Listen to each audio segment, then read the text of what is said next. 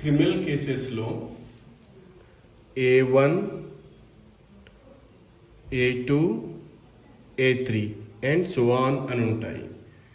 A1 అంటే accused 1, A2 అంటే accused 2, A3 అంటే accused 3. For instance, attempt of murder అనేది క్రైమ్ అనుకోండి. దీని ఐపీసీ సెక్షన్ 307, బిఎన్ఎస్ సెక్షన్ 115. ఇక్కడ ఈ ముగ్గురు వ్యక్తులు కలిసి A1, A2, A3 కలిసి ఒక వ్యక్తిని ఒక రాడ్తో కొడితే ఫిజికల్గా ఇంజూర్ చేసిన వ్యక్తి ఎవరైతే ఉంటారో తనని A1 అంటారు. ఫిజికల్గా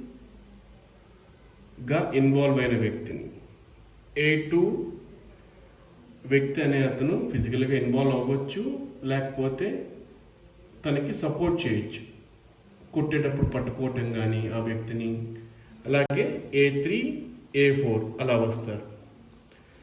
ఇక్కడ A1 అనే వ్యక్తి ఎప్పుడైనా ఒకడే ఉంటాడు. ఫర్ సపోజ్ ఇద్దరు కలిసి ఒక వ్యక్తిని రాడ్తో కొడితే అందులో సివియారిటీని బేస్ చేసుకొని ఎవరు A1 డిసైడ్ చేస్తారు.